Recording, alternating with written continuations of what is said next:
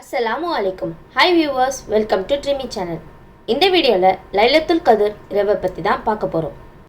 இரவுகளிலே சிறப்பான இரவு லைலத்துல் கதிர் இரவு தான். ரமலான் கடைசி 10 வரும் ஒற்றைப்படை இரவுகளில் ஒன்றாகத்தான் லைலத்துல் கதிர் இருக்கும் என்று நபிகள் நாயகம் ஸல்லல்லாஹு அலைஹி வஸல்லம் அவர்கள் கூறினார்கள். லைலத்துல் கதிரை பற்றி இறைவனிடமிருந்து வந்த செய்தியை முகமது நபி ஸல்லல்லாஹு அலைஹி வஸல்லம் அவர்கள் லைலத்துல் கதிர் எந்த இரவு என்று மக்களுக்கு தெரியப்படுத்த வந்தபோது அங்கு இரு முஸ்லிம்கள் சண்டையிட்டு கொண்டிருந்தார்கள். இவர்களின் சண்டையின் காரணமாக இந்த செய்தி உயர்த்தப்பட்டுவிட்டது. ரசூலுல்லாஹ் உள்ளத்தில் இருந்து அது எடுக்கப்பட்டு விட்டது.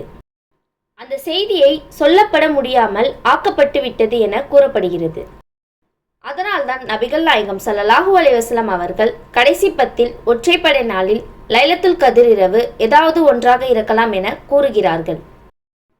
நம் முன்னோர்கள் பெரும்பாலானோர் அவர்களின் அதிசுடைய ஆழமான அறிவு புலமையாலும் நீண்ட கால அனுபவங்களை வைத்தும் இந்த 27 தான் லைலத்துல் கதிர் இருக்கும் என்று கூறுகிறார்கள்.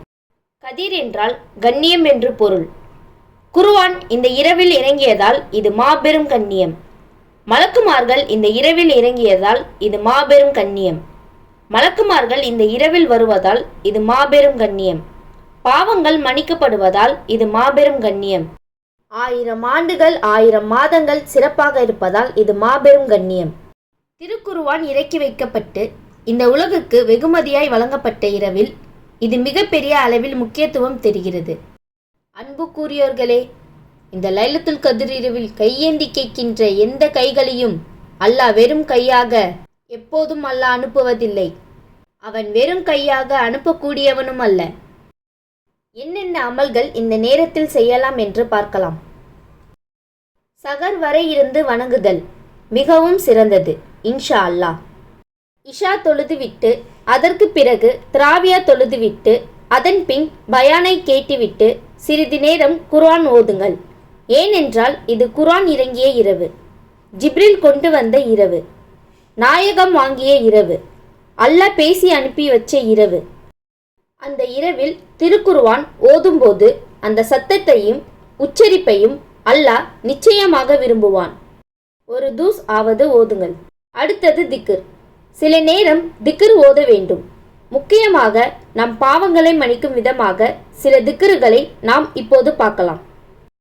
முதலில் நமது பாவங்கள் அனைத்தையும் மன்னிக்கும் விதமாக அஸ்தக்ஃபிருல்லாஹு அல் அலீம் இந்த திக்ரை 100 தடவையும், இரண்டாவதாக 3ஆம் கலிமாவை 100 தடவையும், மூன்றாவதாக 4ஆம் கலிமாவை 100 தடவையும், நான்காவதாக லா இலாஹா இல்லா அன்த சுப்ஹானக இன்னி குந்தும் மினல் ஆலமீன் 100 தடவையும், ஐந்தாவதாக அஸ்பனுல்லாஹு வ நிஹ்மல் வஹீல் அதை 100 தடவையும், ஆறாவதாக சலவாத்தை ஓத வேண்டும்.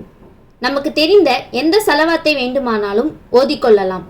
முக்கியமாக அல்லாஹும்ம ஸல்லி அலா சையதினா முஹம்மதின் வாலாலி சையதினா முஹம்மதின் வபாரிக் வசலிம் அலை என்ற இந்த திக்ரை ஓதுவது மிகவும் சிறந்ததாக இருக்கும். அடுத்து இது எல்லாம் செய்து முடித்த பிறகு நம் அல்லாவிடம் கையேந்தி அழுது துவா செய்ய வேண்டும்.